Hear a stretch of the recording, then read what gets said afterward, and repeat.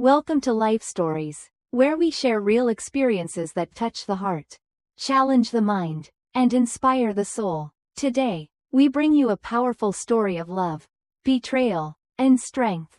It's about a woman who, after facing unimaginable manipulation and control from the person she loved, found the courage to stand up for herself and her child. This is a journey of self-discovery and empowerment. Please subscribe to the channel to begin today's story and join us as we explore the raw and real moments that shape our lives. I had always thought I knew my husband, Ryan. We had been together for 6 years, married for 3, and I believed our relationship was strong, grounded in trust and mutual respect. But in that moment, as I lay in a hospital bed, weak and exhausted from 20 hours of grueling labor, I realized how wrong I had been. Our daughter had just been born, and I barely had a moment to hold her before Ryan snatched the birth certificate from the nurse. His words hit me like a slap in the face. "Our baby will have my mother's name, not yours." I couldn't believe it. It wasn't a question or a suggestion, it was a statement of fact. I protested weakly, my voice hoarse from the pain. But Ryan just sneered. "You don't get a say." There it was, his disregard for me, for everything we had built together. And then, in the midst of the confusion, the nurse, an older woman with sharp eyes, leaned in and whispered to me. "Want me to tell him the truth?" My heart pounded in my chest as I looked at her, my mind racing. What truth? What was she about to reveal? And why had she chosen this moment to speak up? Ryan, still oblivious, was too busy scribbling on the birth certificate, his back turned to me. I turned to the nurse, my voice barely a whisper. "What do you mean?" Her eyes flicked briefly to Ryan, and she muttered, "Not here, but you need to know." A chill ran down my spine. I had no idea what was going on. But whatever it was enough to make my heart race with fear. For the first time, I felt a sense of powerlessness I had never experienced with Ryan. I had always been the one who tried to keep the peace, the one who made sure everything was fine. I had overlooked the little signs, his closeness to his mother, the way he would dismiss my concerns, and how she would always make me feel small and unimportant. But this was different. Ryan's mother, Linda, had never liked me. I had known that from the moment I met her. She made every conversation about herself, and she treated Ryan like he was the center of the universe. At first, it was small things, snide comments about my appearance, my background, even my career, but over time, it grew worse. She wanted to control every aspect of Ryan's life. When we got engaged, she threw a fit because Ryan had picked the ring himself, not letting her choose. When we bought our first house, she criticized everything, the neighborhood, the layout, the color of the walls. It felt like she was living with us, making decisions like it was her home. And Ryan just let it happen. When I got pregnant, I hoped things would get better. But I was wrong. The moment Linda found out, she took control. She hated the baby names I liked and insisted I follow her absurd pregnancy diet. She even tried to choose my OBGYN as if my own doctor wasn't good enough. And Ryan? He just let her do it. I had always known he was a mama's boy, but I never realized how deep it ran. The second Linda made a comment about how she hoped our baby looked like Ryan's side of the family, I knew things had changed. She looked me dead in the eye and said, "I hope the baby looks like Mark's side of the family. Your features wouldn't suit a girl." Ryan was right there, and he said nothing. That was the first time I truly felt a shift in my marriage. It was as if I wasn't even seen as an equal anymore. Now, here I was, holding our newborn daughter, but Ryan had already made his decision. The name was his mother's. And that was final. I couldn't believe it. The exhaustion from labor had left me barely able to move. But I found the strength to say, "No." We had already chosen a name together. He gave me a smirk, a look that said everything. "You don't get a say," he seemed to say without a word. It was like the air had been knocked out of my chest. In that moment, something inside me snapped. I had spent so many years being the quiet, understanding wife, the one who let things go, The one who tried to keep peace for the sake of our family. But this wasn't just about a name. This was about control. And I wasn't going to let Ryan or Linda take that from me. I wasn't going to be silenced anymore. I looked at the nurse. My heart racing. My voice trembling but firm. What do you mean? I whispered. She glanced at Ryan again.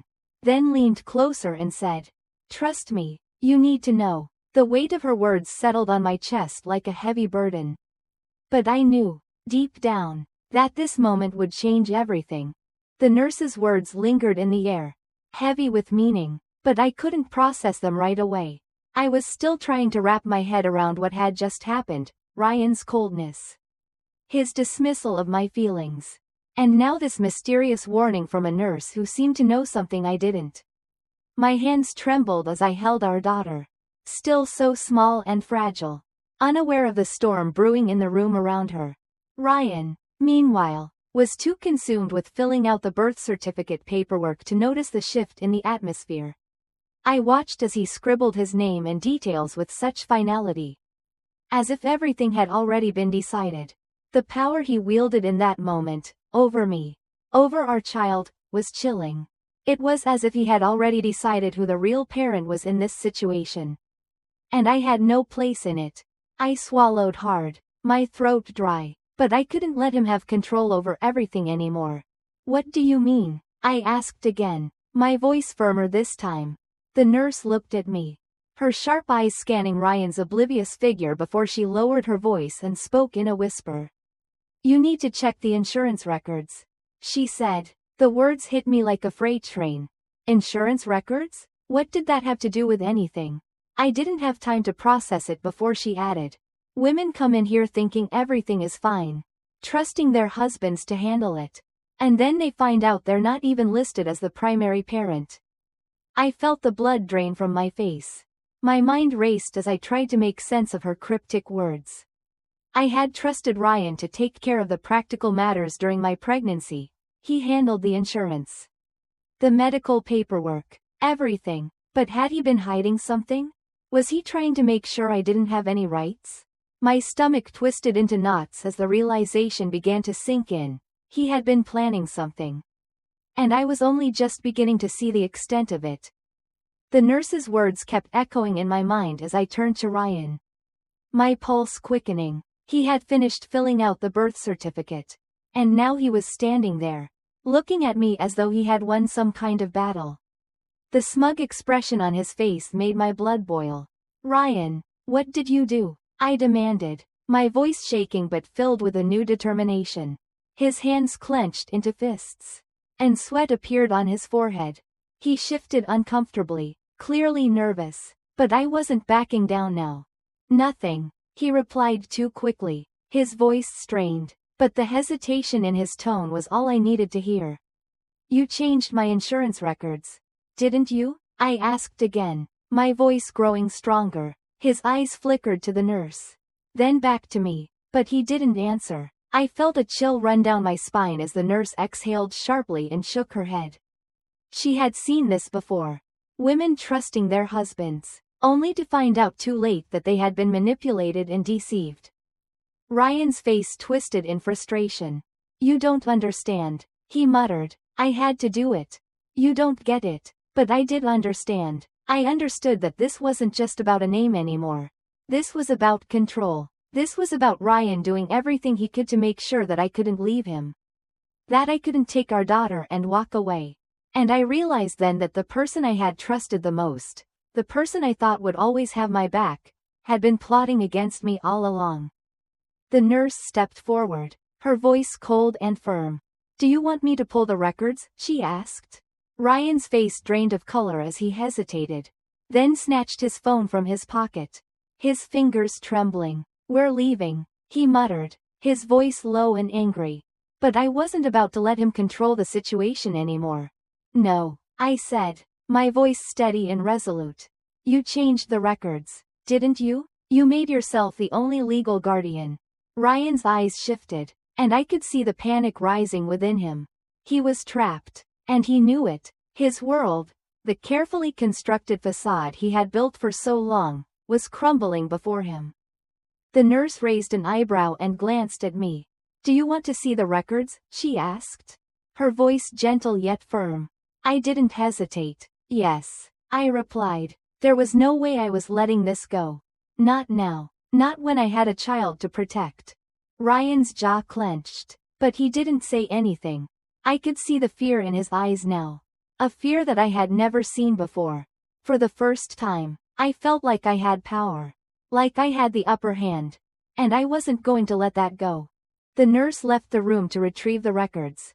And as she walked away, the tension in the room felt like a thick fog, suffocating us both.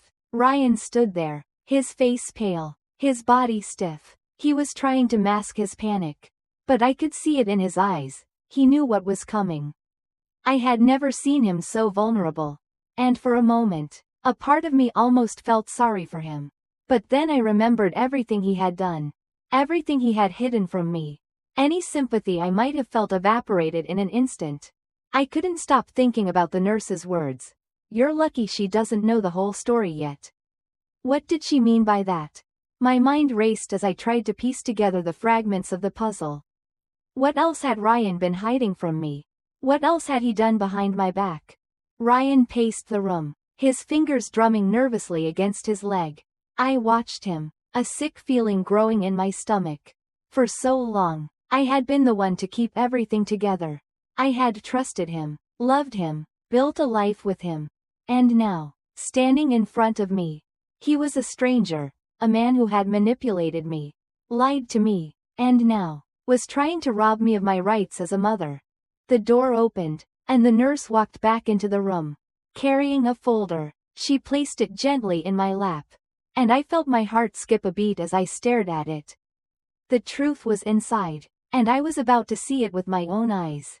Without saying a word, the nurse opened the folder, revealing the insurance records. My eyes scanned the pages.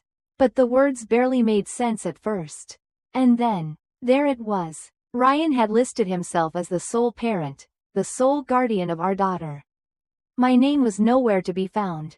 I felt the world tilt beneath me as I realized the full extent of his betrayal. He had gone behind my back, erasing me from our daughter's life before she had even taken her first breath.